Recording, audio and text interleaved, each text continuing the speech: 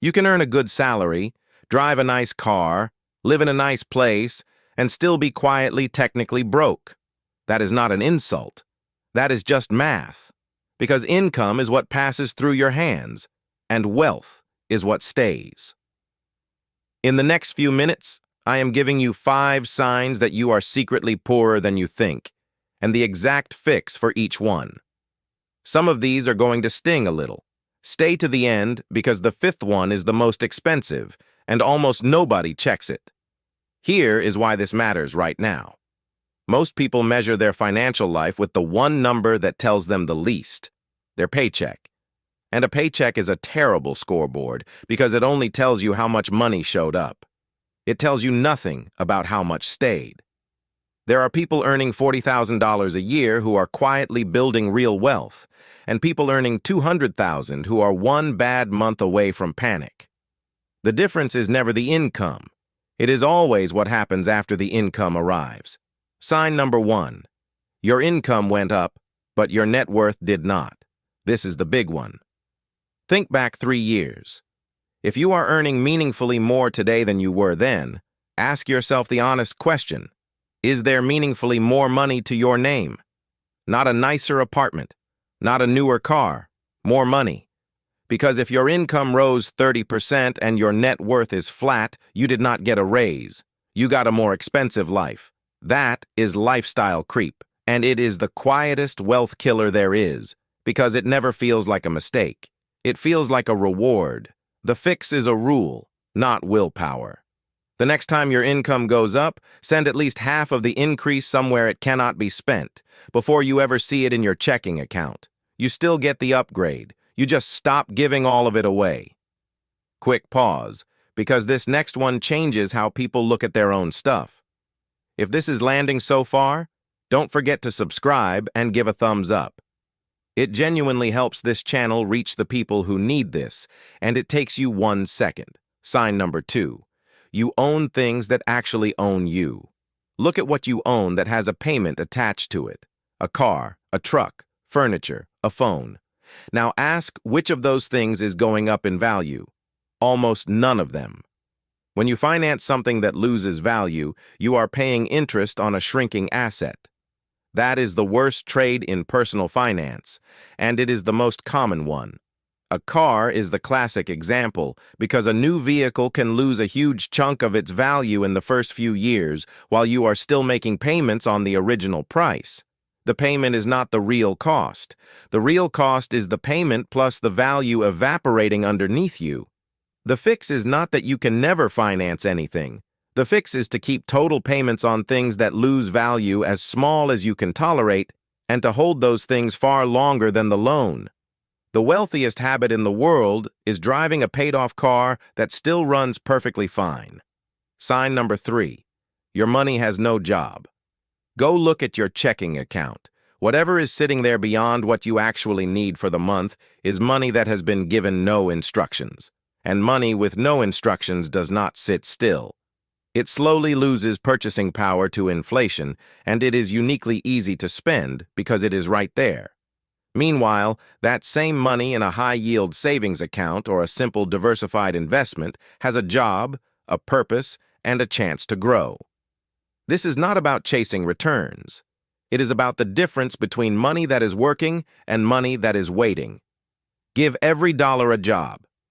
This pile is my emergency fund. This pile is my car repair fund. This pile is invested for 20 years. Dollars with a job stay. Dollars without one disappear, and you never quite remember where they went.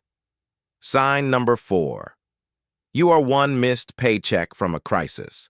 This one has nothing to do with how much you earn. Plenty of high earners fail this test because a big income with big fixed obligations is fragile, not safe. Here is the real check. If your income stopped today, how many weeks could you keep the lights on before something breaks? If the honest answer is under 4, you are not financially comfortable, you are financially lucky. And luck is not a plan. The fix is boring and it works. Start with a small starter cushion, even a few $100s, in a separate account you do not carry a card for. Then build toward 3 to 6 months of essential expenses. not 6 months of your lifestyle. 6 months of your rent, food, utilities, insurance, and minimum payments. That number is smaller than people expect, and hitting it changes how you sleep. Sign number 5, the most expensive one and the one almost nobody checks. You are paying a fee you cannot see. Investment fees do not show up as a charge on your statement. They are quietly taken out of your returns, which means you never feel them leaving. And a fee that sounds tiny is not tiny over time, because you do not just lose the fee. You lose everything that money would have earned for the next 30 years. Just 1% a year on a portfolio held for decades can quietly cost you a very large share of your final balance. That is not a typo, and it is why this is sign number 5. Here is the fix, and it takes about 10 minutes. Log into your retirement account. Find the expense ratio on each fund you own.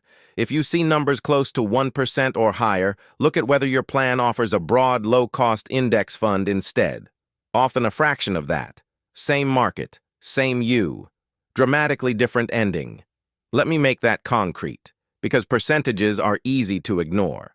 Picture two people who are identical in every way. Same age, same paycheck, same amount invested every single month, same market returns for 30 years. The only difference between them is that one is in a fund charging about 1% a year, and the other is in a broad index fund charging closer to 1/10 of that. At the end of 30 years, the second person can easily end up with a meaningfully larger balance, and that difference did not come from being smarter, working harder, or timing anything. It came from a number on a page that neither of them looked at. That is why this is the sign that costs the most and gets checked the least.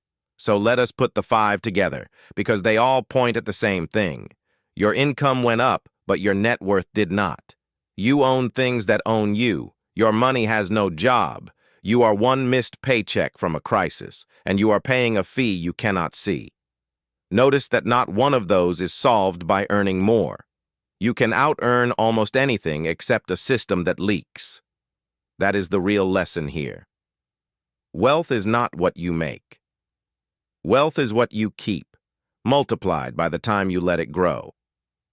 So let us fix the scoreboard, because this is the real takeaway. Stop measuring yourself by what you earn, and start measuring yourself by what you keep. Your net worth is one honest number. Everything you own minus everything you owe. Write it down today, then write it down again in 90 days. That is it. That single habit does something no budgeting app can do, because it forces every decision to answer one question. Does this move the number up or down? A raise that all goes to a bigger car payment does not move the number.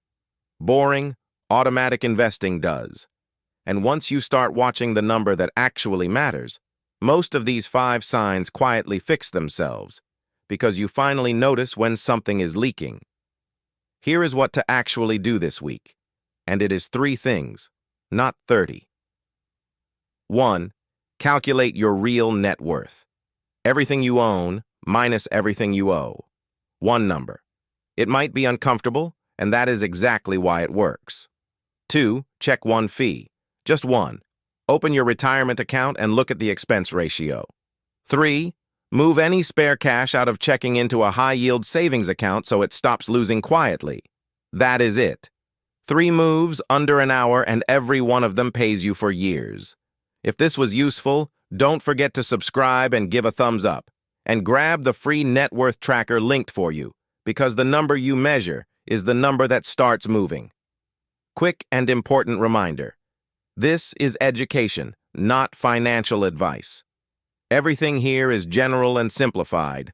All investing carries risk, including the possible loss of what you put in, and your situation is yours alone. Talk to a licensed professional before you make big moves. Now I want to hear from you. Of those 5 signs, which one hit you the hardest? 1, 2, 3, 4, or 5? Tell me the number in the comments.